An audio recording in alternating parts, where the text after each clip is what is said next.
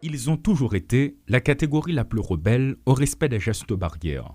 Il s'agit des petits commerçants installés dans les marchés publics, sur les trottoirs et les marchands ambulants. Cette catégorie sociale qui investit les routes de la capitale quasiment tous les jours pour gagner son pain quotidien, n'est-elle pas consciente des risques ou a-t-elle clairement fait son choix? Depuis l'introduction de la maladie, des commerçantes interrogées à ce sujet n'ont jamais cessé de mettre en doute les affirmations des autorités étatiques. Quelques jours après les annonces alarmantes des autorités, rien n'est arrivé, le doute persiste. À chacun sa version des faits, mais d'une manière presque générale, ils sont nombreux à rejeter les dires des scientifiques en ce qui concerne les variants actuellement présents sur le sol haïtien. Au marché de Pétionville, les comportements n'ont pas changé. À un certain moment, quelques commerçants portaient des masques dans la mesure où la mairie de la commune avait procédé à une distribution. Les mois ont passé et ce n'est plus le cas. Chacun se préoccupe de ses affaires et la vie suit son cours comme si de rien n'était. Pas de distanciation physique, de respect des mesures barrières, aucun poste de lavage des mains n'est visible sur les lieux, tout se déroule comme à l'accoutumée pour résumer la situation. Quelques clients portent leur masque, mais la proportion n'est pas signifiante. Sur la route de Frères, c'est le même constat.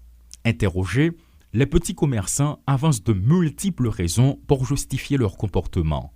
Certains affirment qu'ils ne peuvent pas acheter de masques et qu'ils n'ont pas suffisamment de temps pour en confectionner eux-mêmes. Ceux qui en possèdent ne les portent que quand ils se rendent au magasin où leur port est obligatoire. Nul ne semble se préoccuper de la propagation du virus dans un contexte où il continue de faire des victimes chaque jour. À Delma 32, là où se trouve également un centre de commerce informel, la situation est préoccupante.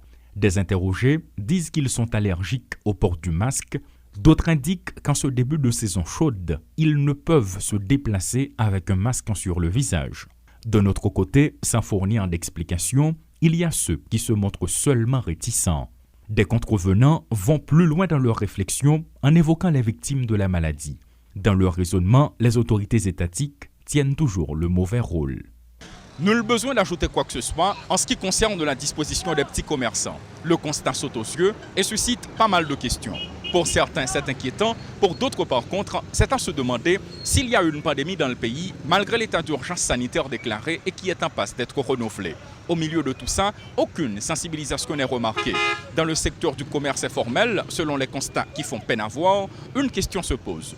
Ne serait-il pas important que le ministère de la Santé publique et de la Population envisage de lancer à nouveau une campagne de sensibilisation et une distribution de kits dans les marchés publics pouvant permettre aux petits commerçants de se protéger? Paul Léel et Rudolf Pierre-Louis pour Télémétropole.